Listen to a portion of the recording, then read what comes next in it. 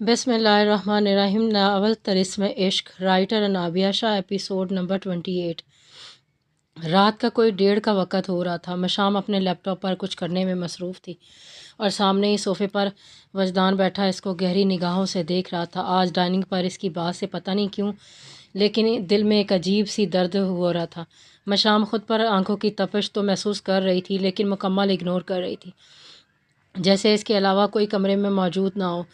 वो इसका देखना, बात करना, ख्याल रखना सब समझती थी। वो कोई बच्ची तो नहीं थी ना। वो इसकी आंखों में खुद के लिए जज्बे देख सकती थी। वजदान ने अपना गला खंगारा था और हिम्मत करके बोला, मुझे तुमसे बात करनी है। अगर थोड़ा वक्त मिल जाता तो अच्छा रहता। लहजा काफ़ी हद तक बोझल था। मशाम ने अपना चेहरा उठाकर इसकी जानिब देखा जो इसी को बहुत गहरी निगाहों से देख रहा था। वो इसको आंखों से जल्द कंफ्यूज हो जाती थी लेकिन ख़ुद को कंपोज करके बोली, हमको बोला क्या बात है, हम बोलें क्या बात है, बोलो, तुम क्या वाकई चली जाओगी? लहजे में आस थी कि वो इनकार कर देगी। मशाम की आंखें हैरत के मारे छोटी हुईं। इसको इस बात की तवक्को नहीं थी। क्या मतलब है आपकी बात का मिस्टर वजदान शाह? वो सीधा होकर बैठा और गहरी सांस हवा के स्पुर्द करी और निढाल लहजे में बोला, मैंने कोई मुश्किल पहेली तो नहीं पूछी ना, एक सिंपल सा सवाल पूछा है। मशाम ने अपना लैपटॉप साइड पर रखा और तवज्जो से इसकी जानिब मतवज्जो हुई और शोख लहजे में बोली, सरदार साहब सब ठीक है ना? सब ठीक भी है और नहीं भी मशाम। मैं झूठ नहीं बोलता लेकिन पता नहीं क्यों तुम्हारा जाने का एहसास मेरे दिल की धड़कनें रोक रहा है यार। आई डोंट नो, पता नहीं क्यों ऐसा हो रहा है मेरे साथ। मैं ख़ुद परेशान हूँ। वो नज़रें नीचे करके बेहद धीमी आवाज़ में बोला था। इसके दिल की धड़कन की रफ्तार एकदम बढ़ी थी। दिल मानो कानों में गूंज रहा हो। मशाम का चेहरा लाल गुलाबी हो गया था। वो कॉन्फिडेंट लड़की थी, आज एक बंदा अल्फाज के इजहार पर लाल गुलाबी हो गई थी लेकिन जल्द अपनी बढ़ती धड़कनों को रोक कर बोली थी, mister Shah are you okay? आपको इल्म है आप क्या बातें कर रहे हैं? अगर ये मजाक है तो मुझे नहीं पसंद। वो संजीदा लहजे में बोली थी। वजदान ने खुमारज़दा आंखें इसकी आंखों में गाड़ी और बेहद पुरसोज लहजे में बोला, आई डोंट नो, मुझे नहीं पता लेकिन क्या हो रहा है? मुझे तो मोहब्बत भी नहीं है तुमसे। तुम तो मेरे भाई के कातिल की बहन के रिश्ते से मेरे घर आई हो लेकिन तुम्हारा जाना मुझसे बर्दाश्त नहीं हो रहा है। मशाम, मुझे डर लग रहा है खुद से, तुमसे, घर वालों से। और इसका लहजा आँच देता था। मुझसे और घर वालों से क्यों डर लग रहा है मिस्टर शाह आपको? मुझे तुमसे मोहब्बत हो रही है, ये बात दिल कहता है लेकिन दिमाग नफ़ी करता है इस चीज़ की। जहाँ तक मुझे लगता है मेरे घर वाले कबूल नहीं करेंगे और अगर मुझे तुमसे मोहब्बत हो गई तो दुनिया की कोई ताकत मुझे तुमसे अलग नहीं कर सकती। लेकिन इस सब में मेरा ख़ानदान मुझसे छूट जाएगा। तो ना करो मोहब्बत, दिमाग की सुन लो, यही मेरे और आपके हक़ में बेहतर है। वो स्पष्ट अंदाज में बोली, लेकिन आज तक मोहब्बत पर कब किसी का ज़ोर चला है जो अगर आज मैं ख़ुद को रोकूंगा तो वो रुक जाएगी। वो दबाबन बोला था। मशाम सर झुकाकर अपने हाथों को देख रही थी। वो इसकी आंखों में देख नहीं पा रही थी।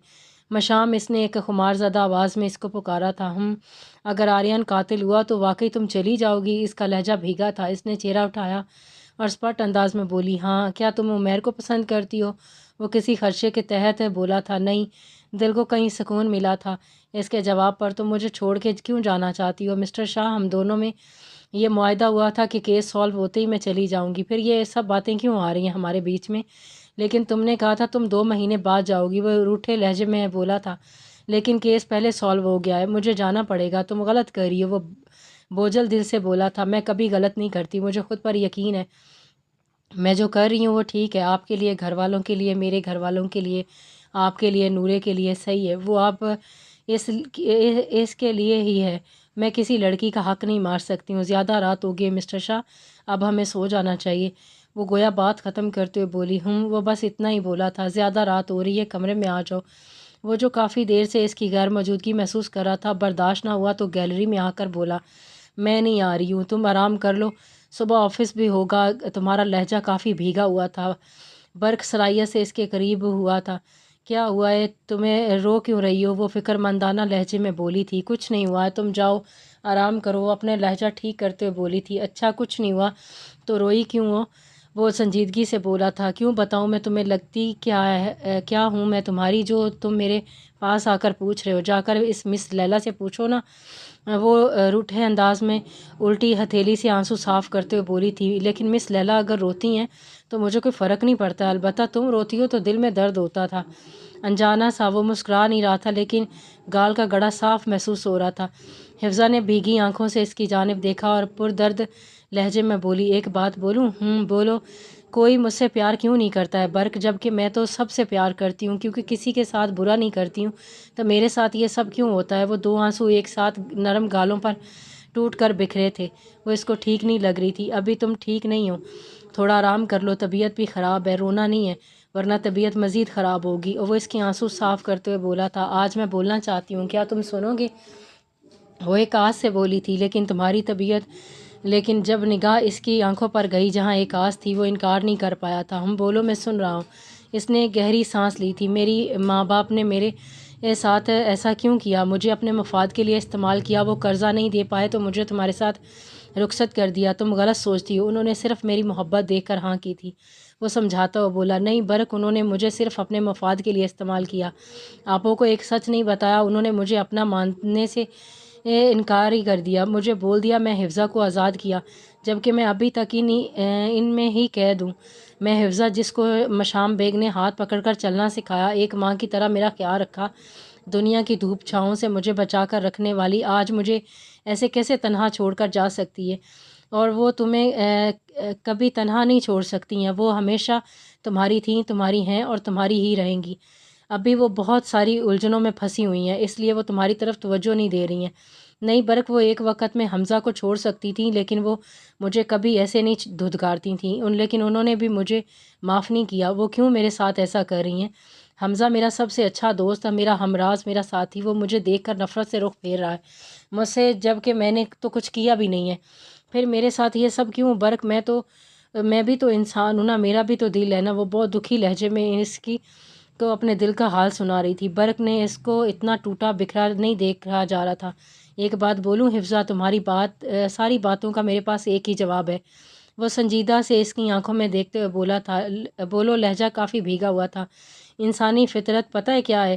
جو انسان اسے محبت دینا چاہتا ہے وہ کچھ بھی کر لے، لیکن وہ اس کی محبت ہی نہیں کرتا ہے، قبول ہی نہیں کرتا ہے، بلکہ جبکہ انسان ایک ایسے سائے کے پیچھے بھاگتا ہے جس کے پیچھے سوائے اندھیرے کے کچھ نہیں ملتا ہے، اور تم بھی ایسے ہی سائے کے پیچھے بھاگتی ہو۔ حفظہ، اپنی ہی مثال لے لو، تم مشام، تمہارے ماں باپ، حمزہ، ان سب کے پیچھے بھاگتی ہو، جبکہ اب یہ سب تم کو ایک نظر بھی دیکھنا پسند نہیں کرتے شاید، اور یہی میں تمہیں ہمیشہ تمہارے دھتکارنے پر تمہارے پاس پھر آ جاتا ہوں، لیکن تم مجھے قبول ہی نہیں کرتی ہو۔ کیوں؟ مجھے صرف ایک دفعہ قبول نہیں کر سکتی ہو حفظہ؟ میں سب کچھ تمہاری جھولی میں ڈال دوں گا، ساری خوشیاں، سب کچھ۔ وہ بہت غور سے اس کی ساری باتیں سن رہی تھی، اس کا سارا دھیان اس کی جانب تھا۔ جب وہ چپ ہوا تو وہ بے حد سنجیدہ لہجے میں بولی، پتہ ہے برق شاہ، میں جب تمہیں دیکھتی ہوں نا، میرا دل کہتا ہے تم بہت اچھے انسان ہو، تم میرے لیے بنے ہو، تم جیسا دوسرا اس دنیا میں کوئی نہیں ہے، لیکن پتہ ہے اسی وقت میرے دماغ اس بات کی نفی کرتا ہے اور یاد دلاتا ہے میرے اپنوں نے مجھ سے رخ موڑا ہے، اس کے قصوروار تم ہو، ساری غلطیاں تمہاری ہیں، تمہارے آنے کی وجہ سے ہی میں سب سے دور ہو گئی، کوئی مجھے پیار ہی نہیں کرتا ہے، تم بھی نہیں۔ یہ سب وقتی ہے، ایک ایسا وقت آئے گا تم بھی مجھے ان سب کی طرح اکیلا چھوڑ کر چلے جاؤ گے، مجھے سب پتہ ہے، سب ایک جیسے ہی ہیں۔ حفظہ اکیلی رہ جائے گی، میں اکیلی رہ جاؤں گی، اس کے لیے میں اب تم سے محبت نہیں کروں گی، میں سب جیسا نہیں ہوں، میں برق ہوں، میں اتنی ہمت ہے کہ محبت کو محرم میں بدل دیتا ہوں، تو ایک دن اس محرم کو اپنی محبت میں گرفتار بھی کر دوں گا، دیکھ لینا، ایک دن تم کو صرف میں اپنا بنا لوں گا، یہ ضرور ہوگا۔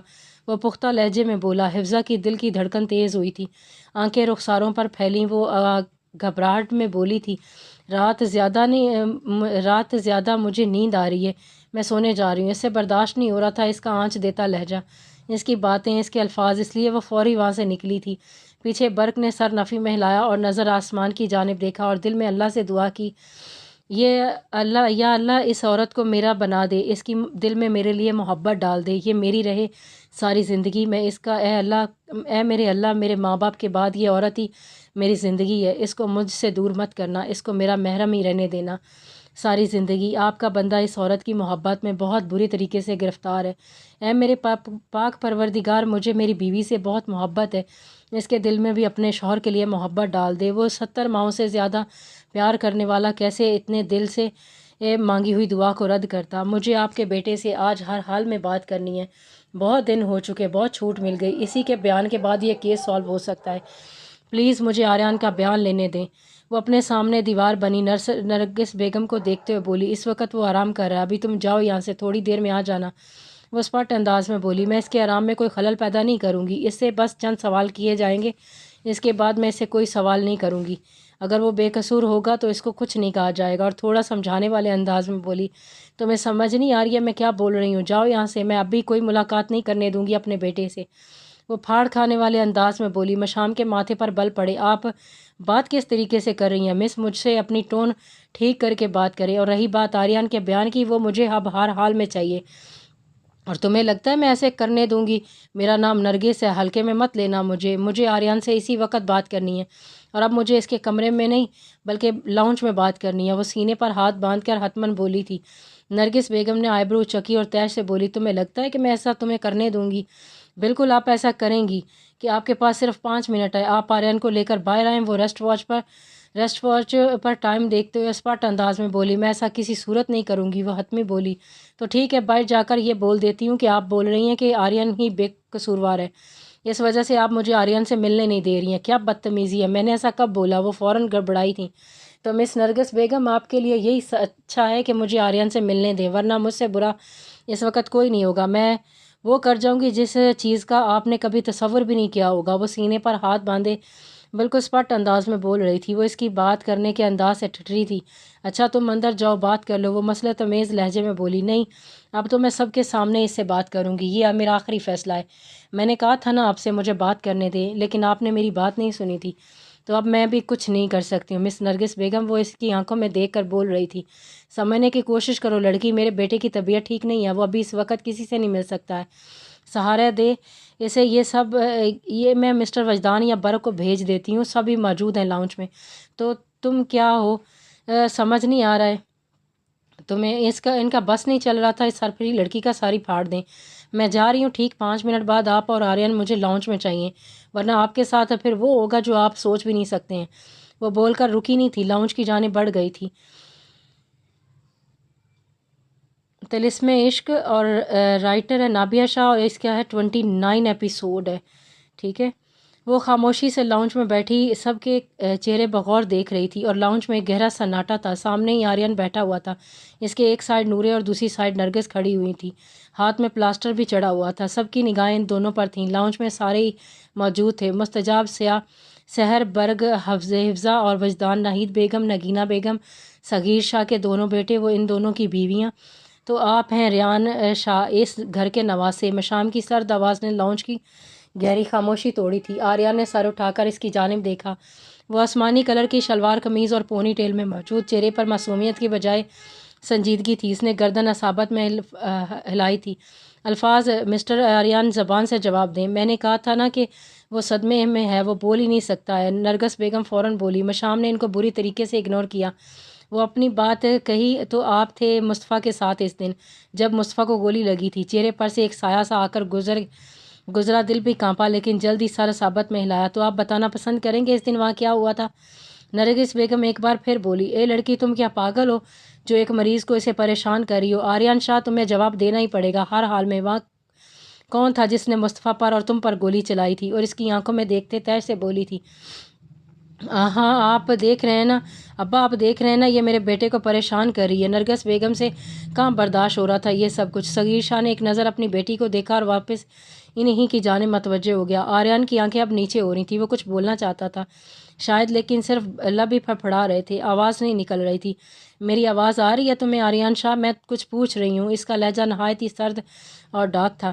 اس نے بے بس نظر مشام پر ڈالی، پھر کچھ بولنا چاہا، لیکن آواز حلق سے نہیں نکل رہی تھی۔ مشام اس بار اس کو بہت غور سے دیکھ رہی تھی، وہ سمجھ گئی تھی وہ کچھ بولنا چاہتا ہے، لیکن الفاظ ساتھ نہیں دے رہے تھے۔ وہ اس کی آنکھوں میں ندامت تھی، وہ ایک منجھی ہوئی وکیل تھی، اس نے اچھے سے اچھے لوگوں کو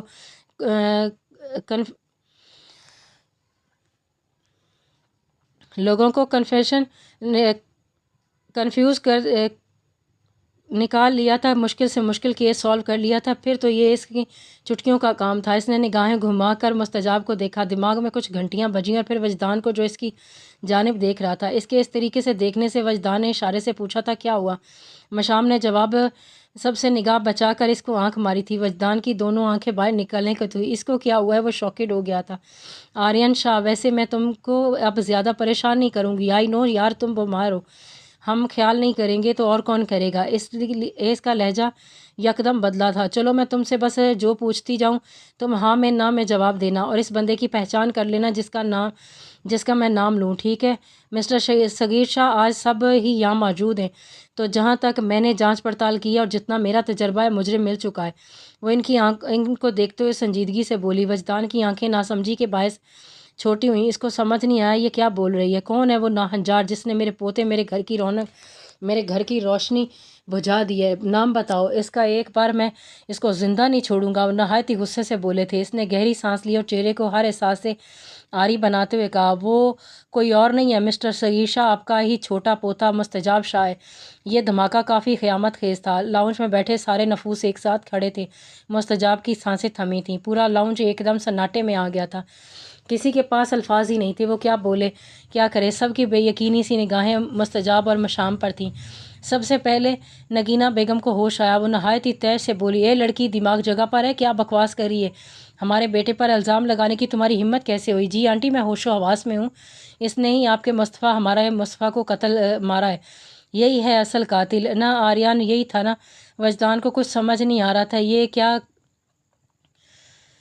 क्या कर रही है। मुस्तजाब की रूह तक कांप गई थी। ऐसी बात पर बरक शाह ने जब्त से मुट्ठियाँ बीची थीं। यही कातिल है।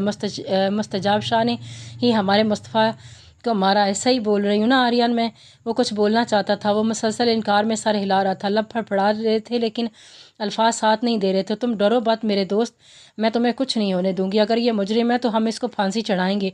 तुम समझ रहे हो ना मैं क्या बोल रही हूँ? मुस्तजाब की आंखें मशाम की तरफ उठी और निगाह इसके हाथ पर गई जो कोई इशारा दे रही थी। इसको कुछ समझ नहीं आया था लेकिन वो थोड़ा बहुत समझ भी रहा था ये कोई चाल है। बोलो आर्यन, यही है ना कातिल? इसका हलक सूख रहा था, लब फड़फड़ा रहे थे, अब तो हाथ भी कांप रहे थे। सबकी निगाह आर्यन पर थी। तुम्हें शर्म आनी चाहिए अपने भाई को मारते हो। मुस्तजाब कितना प्यार करता था वो तुमसे, तुम्हें ऐसा नहीं करना चाहिए था। आर्यन, मैं सही बोल रही हूँ ना? मुस्तजाब ने गलत किया है ना? वो कुछ अगलवाना चाहती थी। सबको बस आर्यन के जवाब का इंतज़ार था। सबकी निगाहें आर्यन पर थी। सबकी सांसें रुकी हुई थी। वो इनकार में सर हिला रहा था। आवाज़ नदर थी, तनफ़ुस बहुत भारी हो रहा था, सांसें बहुत तेज़ चल रही थीं। इसने आंखें बंद की और जितनी ताकत खुद में थी वो निकाल कर एक सांस चीख कर बोला था, नहीं, कातिल मुस्तजाब लाला नहीं है, मैं हूँ। सबकी सांसें चली थीं लेकिन दिल की धड़कन रुकी थी। वजदान ने जब्त से आंखें मींची और इस बात को कितना झुटला रहा था लेकिन वो सच निकला। नरगिस बेगम और नूरे बहुत शौकत से इसको देख रही थी। वो दोनों कितना भी कुछ कर लें लेकिन मुस्तफ़ा इनको भी अजीज़ था। किसी को कुछ समझ नहीं आया था वो क्या बोल गया है। कंधे झुके हुए थे, कोई कदम तक नहीं बढ़ा पा रहा था। किसी को कुछ समझ नहीं आ रहा था। क्यों मारा था तुमने आर्यन? मुस्तफ़ा को मशाम की आवाज़ से एक तिलिस्म टूटा था। वो बेहद संजीदा हो गई थी। सब इसके जवाब के मुंतज़िर थे।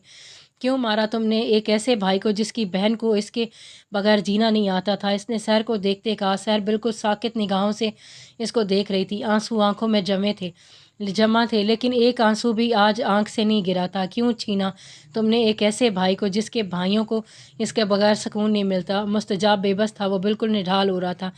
क्यों छीना तुमने एक ऐसी माँ के लाडले को जो अपने बेटे को देख कर जीती थी? क्यों उजाड़ी तुमने एक माँ की कोख? क्यों छीना तुमने एक ऐसे बाप के बाजू को जो फ़ख्र महसूस करते थे अपने बेटे को देखकर? क्यों तोड़ा तुमने इनका बाजू? क्यों छीना तुमने एक ऐसे पोते को जिससे इसका दादा खुश होता था, वो दम भरते थे? इसे क्यों ख़त्म किया? इसको क्यों किया तुमने ऐसा आर्यन? तुम तो खुद इसके छोटे भाई थे, तुम्हारी कितनी बातें करता था वो मुझसे। क्यों किया तुमने ऐसा? इसके आंसू आंखों से निकलकर इसकी हथेलियों पर गिर रहे थे। इसने सर नहीं उठाया था। मैं नहीं चाहता था मैं ऐसा करूं, लेकिन मुझे इल्म नहीं था मैं क्या कर रहा हूं। मुझे सिर्फ अपना ख्याल था। मुझे माफ़ कर दें आप सब लोग। एहसास नदामत इसको अब हुआ था, जब बहुत देर हो चुकी थी। इस दिन क्या हुआ था मुझे तफसील से बताओ। वो बस इतना ही बोली थी। वो बोलना शुरू हुआ था। सब सांस रोके इसको सुन रहे थे। माजी गाड़ी अपनी मंजिल की तरफ रवां दवां थी। बस फ़र्क इतना था कि इनके बीच जो बातचीत चल रही थी वो बिल्कुल नहीं हो रही थी। मुस्तफ़ा का गुस्सा किसी तौर कम नहीं हो रहा था और आर्यन कुछ अपनी ही सोच रहा था। इसने एक नज़र मुस्तफ़ा के चेहरे को देखा और वापस चेहरा सामने की जानिब किया। दिमाग में सब कुछ चल रहा था, फ्यूचर, पास्ट, एवरीथिंग। اس نے واپس چہرہ اس کی جانب کیا۔ اس کا چہرہ دیکھ کر دل نے یکدم نفی کی تھی۔ وہ بھائی ہیں، بڑا ہے، سب کی جان بستی ہے اس شخص میں، اس کے ساتھ ایسا نہیں، لیکن دماغ فوری اس پر حاوی ہوا تھا۔ نہیں، اگر کچھ بننا ہے تو کچھ کرنا ہی ہوگا نا۔ اس نے ایک گہری سانس لی اور اس کے تصیح چہرے کو دیکھ کر بولا تھا، لالا وہ میرا موبائل چوراہے پر ہی گر گیا ہے۔ وہ اپنی جیبوں میں ہاتھ ڈالتے ہوئے بولا تھا، آریان ٹھیک سے دیکھو، میرا دل نہیں چاہ رہا ہے وہاں جانے کا۔ وہ بیزار سا منہ بنا کر بولا، لالا نہیں ہے نا، لگتا ہے لڑائی میں گر گیا، آپ گاڑی موڑ لینا پلیز۔ دھیان نہیں رکھ سکتے تھے؟ وہ ایک دم غصے سے دھاڑا، پہلے ویسے ہی دماغ خراب تھا، باقی کی یہ بجا رہا ہے۔ لالا مجھے اندازہ نہیں ہوا کب میں گر گیا، پلیز اس میں گھر کی کوئی تصاویر وغیرہ بھی ہیں۔ اس نے کچھ سوچ کر پتہ پھینکا تھا۔ مصطفیٰ نے ایک غصیلی نگاہ اس پر ڈالی اور گاڑی واپس چوراہے پر موڑی۔ 6-7 منٹ کی مسافت کے بعد چوراہا آ گیا تھا۔ مصطفیٰ نے ایک جھٹکے سے گاڑی روکی تھی۔ جاؤ لے کر آؤ، جلدی کرنا، میں زیادہ دیر یہاں نہیں رکوں گا۔ وہ گاڑی سے نہیں اترا تھا۔ آریان نے ایک نظر اس کو دیکھا اور خاموشی سے گاڑی سے اترا، دل مانو کانوں میں بج رہا ہو۔ باہر آ کر پینٹ کے پیچھے سے گن ہاتھ میں لی، اس میں گولیاں چیک کریں۔ دل بار بار نفی کر رہا تھا، لیکن شیطان حاوی ہو چکا تھا۔ وہ باہر کھڑا اس کا ویٹ کرنے لگا 10 منٹ تک۔ جب وہ اندر نہیں آیا تو مصطفیٰ خود باہر آیا اور اس کی جانب پشت کر کے کھڑا ہوا تھا۔ ارے کیا ہوا ہے؟ چلے مل گیا کیا؟ آریان مڑا، ہاتھ میں گن تھی، اس نے سیدھا دل کے مقام پر گن تانی تھی۔ مصطفیٰ کا چہرے پر جہاں بیزاری تھی وہاں بے یقینی آئی۔ وہ کچھ بولنا چاہتا تھا لیکن منہ سے ایک الفاظ نہیں نکل رہے تھے۔ سامنے آریان تھا، ہاتھ میں گن تھامے، جس کو ابھی وہ کچھ دیر پہلے چھوٹا بھائی بول رہا تھا۔ سامنے وہ کھڑا، دل کی رفتار دھیمی ہوئی اور منہ سے بے یقینی سے الفاظ نکلے تھے، اری یہ کیا کیا؟ آپ کو نہیں دکھ رہا ہے یہ کیا ہے؟ لہجہ ہلکا سا کانپا تھا۔ لیکن تم یہ سب کیوں کر رہے ہو؟ جب تک آپ زندہ ہو مجھے میرا حق کبھی نہیں ملے گا۔ آپ کو ختم کروں گا تو پورا شاہ خاندان ختم ہو جائے گا۔ پاگل مت بنو، گن نیچے کرو، چل جائے گی۔ وہ سمجھاتے ہوئے بولا، نہیں لالا، مستجاب آپ کی وجہ سے جیتا ہے، وجدان لالا میں آپ کی جان بستی ہے اور برق لالا کو صرف اپنے کاروبار سے سروکار ہے، کسی نے نہیں۔ اس لیے آپ کو ختم کروں گا تو سب کچھ میرا ہو جائے گا۔ تو کیا پاگل ہو گیا ہے؟ گن نیچے کر چل جائے گی اور کیا بچوں جیسی باتیں کر رہا ہے؟ یہ سب کچھ ہم سب کا ہے، ہم لوگوں میں کب سے تیرا میرا ہونے لگا؟ بہت پہلے سے لالا۔ مجھے نورے کو احساس دلایا جاتا ہے کہ میں اس گھر کا نواسا ہوں، آپ پوتے ہیں، آپ کی اس گھر میں زیادہ چلتی ہے، لیکن میں آپ ہی کی جب ختم کر دوں گا تو ساری مسئلے ہی حل ہو جائیں گے۔ اری نہیں آری، ایسا کچھ نہیں ہے، بچے تو جان ہے ہماری، مصطفیٰ کو روکتے ہوئے بولا تھا۔ آریان نے نفی میں سر ہلایا، بات سمجھ آ رہی، تو غلط کر رہا ہے، بچے رک جانا، ابھی بھی وقت ہے، بعد میں پچھتائے گا۔ اس نے ٹریگر پر زور دیا۔ مصطفیٰ نفی میں سر ہلاتا، اس سے پہلے آریان نے ٹریگر دبا دیا تھا اور ایک سنسناتی ایک گولی اس کے دل کے مقام میں پیوست ہوئی تھی۔ مصطفیٰ کی آنکھوں میں بچپن کے سارے سین لہرانے لگے تھے۔ ہاتھ دل پر گیا جس سے خون رنگ گیا تھا۔ سوری لالا، ایک بار پھر اس نے ٹریگر دبایا تو اس کے بازو میں پیوست ہوئی۔ اس کی آنکھوں میں سحر کا چہرہ لہرانے لگا، پھر وجدان، اماں، مستجاب، برق، دادا، بابا، ایک ایک کر کے سب اس کی آنکھوں کے سامنے آنے لگے۔ وہ دھڑم کر کے نیچے گرا اور ایک نظر آسمان کو دیکھا۔ آنکھیں بند ہونے سے پہلے اس نے ایک گولی کی آواز اور سنی تھی، لیکن جسم میں وہ محسوس نہیں ہوئی تھی۔ اس نے آخری میں بہت دھیمی آواز میں کلمہ پڑھا اور آنکھیں ہمیشہ کے لیے بند ہو گئی تھیں۔ سامنے آریان مردہ آنکھوں سے اس کو دیکھ رہا تھا۔ گولی اس نے اپنے بازو میں ماری، ہاتھ سے بندوق بے جان ہو کر گری تھی، دل کانپا تھا، پاؤں سے جان نکل گئی تھی۔ وہ گھٹنوں کے بل زمین پر گرا تھا، چہروں پر ایک دم خوف آیا تھا، دل کانپ رہا تھا، ہاتھوں سے خون رس رس کر زمین پر رنگ رہا تھا۔ وہ بے یقین سا مصطفیٰ کو دیکھ رہا تھا جو دنیا سے روٹ کر ابدی نیند سو چکا تھا۔ آنکھیں بند ہونے لگی، وہ بے جان ہو کر زمین دوز ہوا تھا۔ وہ بول رہے تھے، مجھے آری تو پچھتائے گا، تو صحیح نہیں کر رہا تھا، لیکن میں نے ان کی ایک نہیں سنی، میں نے اپنے بھائی کو مار دیا تھا۔ سر مجھے معاف کر دینا، میں نے تم سے تمہارا بھائی چھین لیا، مجھے پتا تھا میں غلط کر رہا ہوں، پلیز خدا کے لیے مجھے ایک بار معاف کر دینا۔ جس رات مجھے ہوش آیا میرے پاس کوئی نہیں تھا، مجھے وہ رات یاد آئی تھی جب مجھے بخار ہوا تھا، تب پوری رات مصطفیٰ لالا میرے پاس تھے، میرا خیال کر رہے تھے۔ آج جب مجھے گولی لگی تو میرے پاس کوئی نہیں تھا، میں اکیلا تھا۔ وہ خاموش ہوا تو لانچ میں خاموشی چھا گئی۔ وہ کیسے بول رہے تھے، بچے رک جانا، تو غلط کر رہا ہے، لیکن نہیں، مجھے سمجھ نہیں آ رہا تھا، مجھے بس جائیداد چاہیے تھی۔ وہ بول کر اٹھا تھا، اپنے کمرے کی جانب بڑھا، سب اس کی اس کو جاتا دیکھ رہے تھے۔ کسی میں اتنی ہمت نہیں بچی تھی اس کو روک کر صرف اتنا ہی پوچھ لے کہ اس کو کیا حاصل ہوا۔ یہ سب کر کے سب جیسے بت بن گئے تھے۔ مشام بھی سر جھکا کر صوفے پر خاموشی سے بیٹھ گئی۔ وہ سب کی کنڈیشن سمجھ رہی تھی، سب بے یقین تھے، کسی میں ہمت ہی نہیں ہو رہی تھی وہ اس سے صرف یہی سوال کر لے کہ اس نے یہ سب کیوں کیا۔ وہ کمرے میں آیا، دراز میں سے پسٹل نکالی اور دروازے سے لگ کر نیچے بیٹھ گیا۔ دل کی دھڑکن تیز ہو رہی تھی، ہاتھ کانپ رہے تھے اور آنسو آنکھوں سے رواں تھے۔ بال بکھرے ہوئے تھے، چہرہ رونے کے باعث سرخ ہو رہا تھا۔ ایک ہاتھ پر پلاسٹر تھا اور دوسرے ہاتھ میں گن۔ اس نے وہ اپنی کنپٹی پر رکھی، پھر ہٹائی، پھر رکھی۔ میں نے بہت غلط کیا لالا آپ کے ساتھ، مجھے معاف کر دینا۔ ہاتھ بہت برے طریقے سے کانپ رہے تھے، دل کی دھڑکن بہت تیز تھی، چہرے پر موت کا خوف تھا، ماتھے پر پسینے کے چھوٹے چھوٹے قطرے نمودار ہوئے تھے۔ اس نے آنکھیں بند کی اور زیر لب کلمہ پڑھا، ہمت کی اور ٹریگر دبا دیا۔ سانسیں رکی تھی، دل کی دھڑکن یکدم ساکن ہوئی تھی۔ گولی سنسناتی ہوئی دماغ چیرتی ہوئی باہر نکل گئی۔ وہ بے جان ہو کر ایک طرف لڑکھڑا گیا تھا۔ گولی کی آواز سے بت بنے سارے نفوس حرکت میں آئے اور ایک ساتھ آرین کے کمرے کی جانب بھاگے۔ وہ دروازہ کھولا تو وہ ایک طرف خون سے لت پت پڑا تھا۔ ساری خواتین نے ایک ساتھ منہ پر شاکٹ سے ہاتھ رکھا تھا۔ جاری ہے۔